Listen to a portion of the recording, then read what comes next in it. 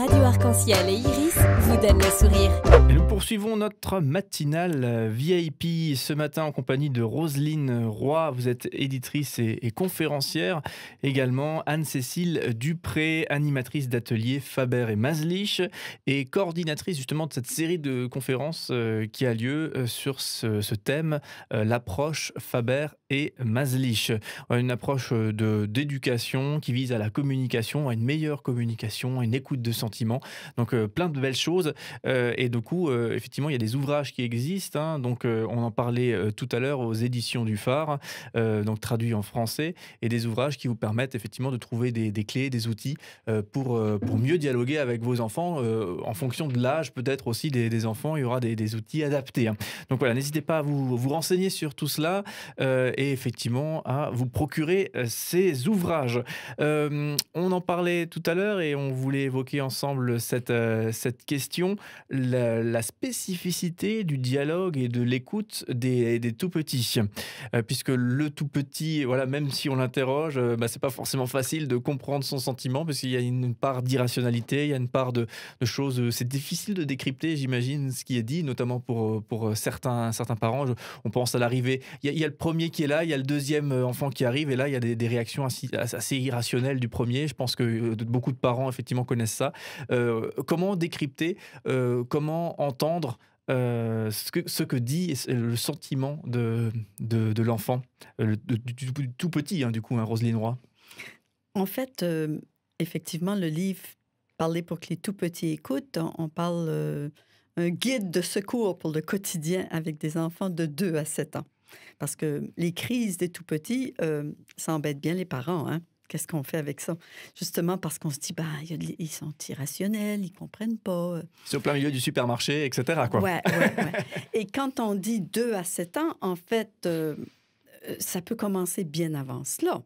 Parce que même si l'enfant ne peut pas verbaliser et on peut difficilement décrypter ce qu'il veut dire, il a des sentiments. OK? Il ne faut surtout pas oublier ça. Alors, le plus tôt on commence à dire... Ouais, tu es fatigué d'attendre, hein? Ce que tu veux le veux tout de suite.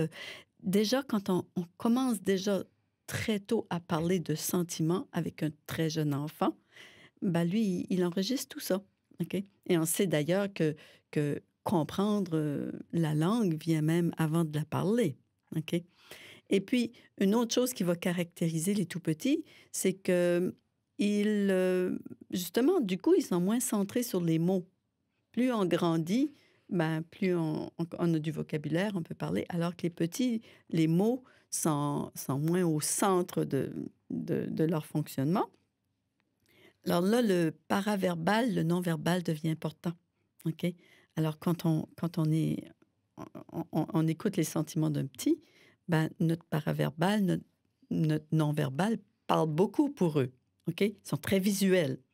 Alors, le petit qui fait une crise, OK, mais une grosse crise, et puis, tiens, je vais mentionner le Québec. Ils appellent ça une crise de bacon, OK? Tu sais, une crise de bacon, qu'est-ce que c'est? Ça frétille là, dans la poêle, là, OK? C'est pas mal l'image. Hein. C'est pas mal l'image. Alors, tu as l'enfant qui fait la crise de bacon, et puis, bien sûr, tu sais qu'il est fâché. Il y a quelque chose qui ne va pas. Il est très en colère, OK?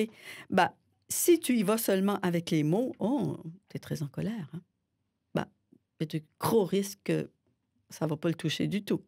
Alors que si on s'approche de l'enfant et, je sais pas moi, on s'approche vraiment en mettant le genou par terre, puis là, on lui dit « Ah, mais là, tu es vraiment fâché. » OK? Tu vois le ton de la voix, ce que j'appelle le non-verbal, contact des yeux et tout ça. Là, ça a des chances de l'atteindre. Parce qu'on veut l'atteindre. On veut être en contact avec lui. OK? Alors, souvent, en tout cas, pour moi, je l'ai expérimenté de nombreuses fois. Et quand je parle de tout ceci, je ne parle pas juste de théorie ou tout ça. J'ai 5 enfants. Je suis une mère de 5 adultes. Donc, j'ai certainement, pas un peu, mais beaucoup expérimenté tout ça. Et puis, depuis toutes les années, ça fait 30 ans maintenant que j'enseigne, que j'ai animé des ateliers comme Anne-Cécile. Les parents... c'est tout un boulot là, d'apprendre à faire ça là, et de comprendre la base de tout ça. Donc, le non-verbal, paraverbal, très, très important avec les tout-petits. Après, les autres habiletés, ça se ressemble beaucoup, beaucoup. OK? C'est variation sur le même thème. OK? Les crises et tout ça, écoute des sentiments premiers, recherche de solutions avec les enfants. C'est étonnant comment, très petits, les enfants de 2 ans, 3 ans, vont trouver des solutions auxquelles aucun adulte aurait pensé. Ah, c'est bluffant, hein? Comme vous dites, les Français. C'est bluffant. Et moi, j'ai vu des petits bouts de chou sortir des solutions où le parent est juste waouh, même fier de son enfant. Mais comment il a fait pour penser à ça? OK? Alors, le plus tôt on commence à mettre en pratique ces habiletés-là avec des tout petits, bien sûr, ils grandissent avec ça. Alors, je pense à ma tout petite, ma petite dernière, elle est tombée dans la potion quand elle était petite. Par exemple, si je disais, ah, là, il y a un problème, là. Puis je dis, on va faire une résolution de problème. Elle disait, OK. Parce que pour elle, problème, c'était égal solution. OK? Ou on va trouver des solutions au problème. Et ça va mieux aller par la suite. OK? Ou il y a venu même un point où on n'avait même plus besoin de faire toute la petite démarche de résolution de problème. Je disais problème, puis elle disait, oh, on va faire ta, ta, ta, ta, ta, ta, ta. Et elle me sortait toute une série d'idées. Et je faisais, waouh, ben oui, on pourrait faire ça. Tu vois? Alors, le plus tôt on commence avec l'approche, bien sûr, ben plus qu'on a de chances que par la suite, les enfants vont être dans cette mouvance-là. Oui, ça fait rêver, hein, des enfants qui communiquent paisiblement avec les adultes et avec leurs frères et sœurs. Mais ça existe en vrai, hein. Pour de vrai. Hein. Vous voyez ça dans le cadre des ateliers que vous animez, des gens qui, entre guillemets, progressent, dans le sens où ça allait pas forcément top dans certaines situations, donc dans la relation avec leurs enfants, et au sortir d'ateliers Faber et Maslich que vous animez, bien, il y a des choses qui se décoincent. J'ai 2 témoignages qui me viennent en tête, en fait, en écoutant Roselyne et à la suite de ta question. Le premier, c'est un témoignage de mon premier atelier. Donc, c'était fort, déjà, c'était le premier. Et j'avais un couple qui était venu, donc déjà en couple.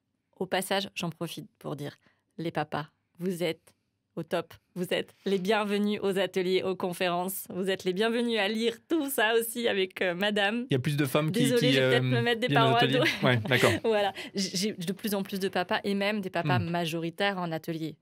C'est le top. Ça, c'était le petit clin d'œil.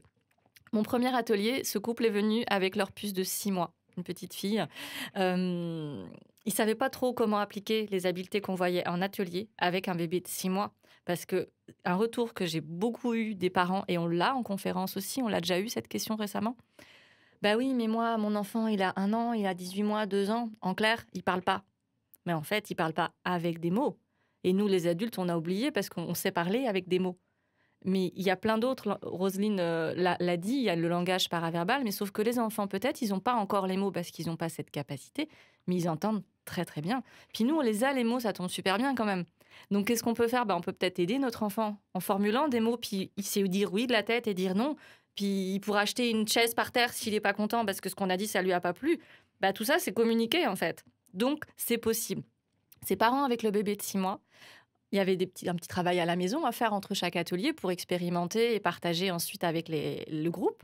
C'était accueillir le sentiment, exprimer son sentiment et accueillir, essayer d'expérimenter ça. Donc la base en fait. Et cette maman a eu un témoignage qui m'a marquée.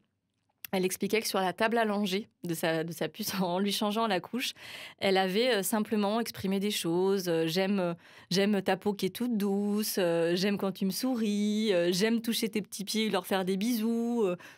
Voilà, tout simplement. Et elle a dit, mais on a passé un temps incroyable sur la table allongée parce que ma fille réagissait pas comme d'habitude, à 6 mois. Voilà, ça, c'est un message que j'ai vraiment envie de passer parce que ça marche pas que quand les enfants parlent. Et le second témoignage pour les ateliers, c'est, je crois, mon dernier atelier que j'ai animé. Une maman qui est arrivée vraiment en détresse de maman, j'entends. Hein.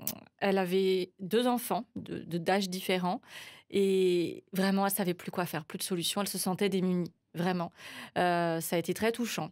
Et elle est venue avec son mari en atelier. Son mari est venu parce que sa femme l'a inscrite. C'était ça l'histoire. À la fin, lui, il est reparti conquis. Et elle a exprimé, je m'en souviens très précisément, aujourd'hui, ça va.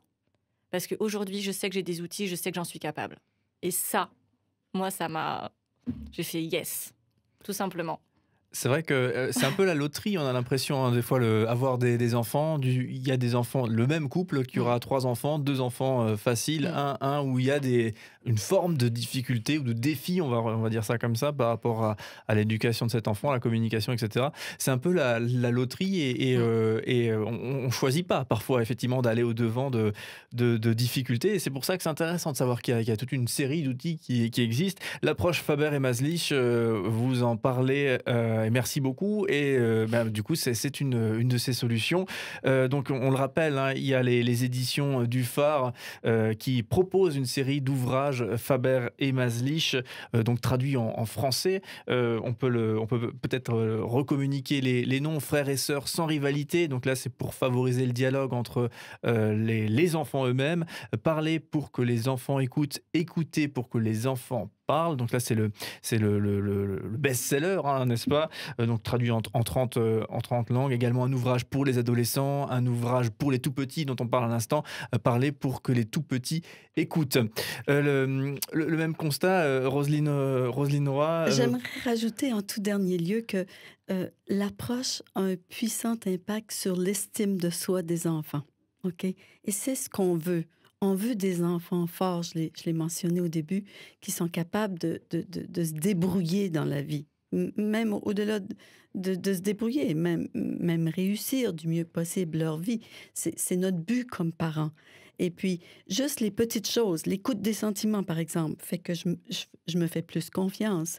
La façon de solutionner les problèmes, quand je participe, quand j'ai des idées, quand je trouve des compromis avec mes parents.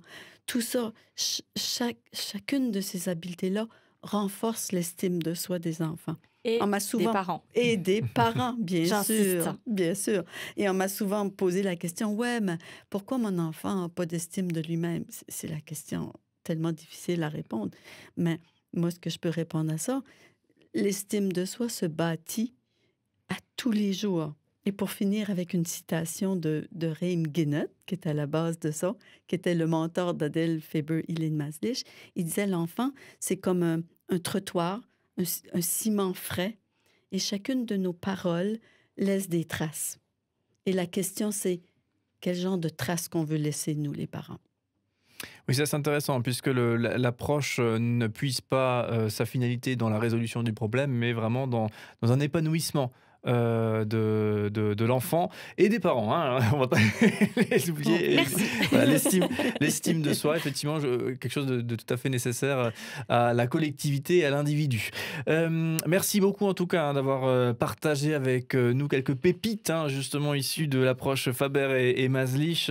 Roselyne Roy, on le rappelle, hein, vous êtes donc éditrice de la maison d'édition du Phare qui produit justement ces traductions en français et donc conférencière également. Vous avez défendu cette méthode à nombreuses occasions, notamment récemment, là, pour le coup, chez nous, en France, en Alsace. Et merci aussi à Anne-Cécile Dupré, hein, animatrice d'atelier Faber et Maslich et coordinateur justement de ce projet de conférence de par chez nous. Merci pour votre présence dans cette matinale VIP. Et puis, j'imagine qu'il y aura d'autres conférences et qu'on aura l'occasion de refaire le point. Merci à toi pour ton écoute. J'aimerais juste, en une phrase, ajouter que j'ai été surprise, j'ai constaté qu'il y a une énorme effervescence autour de cette approche en Alsace et un peu Lorraine parce que c'est à côté et on est aussi allé là. Et on a dû restreindre tellement on a eu de demandes. Il y a énormément d'animatrices dans le coin. Voilà. Donc, si vous voulez participer à des ateliers très concrètement et commencer à appliquer la méthode, voilà, et dialoguer avec d'autres parents, j'imagine que là aussi, c'est des pépites pour progresser, puis pour avancer. Oui, voilà, j'imagine. Donc, voilà, n'hésitez pas à vous renseigner. Il y a un site pour les livres, là, pour le coup, auseditionsduphare.com. Google est notre ami et vous mènera au bon endroit pour le coup. Voilà, merci beaucoup, bonne suite à vous et à bientôt pour évoquer ces sujets passionnants. Merci. Merci.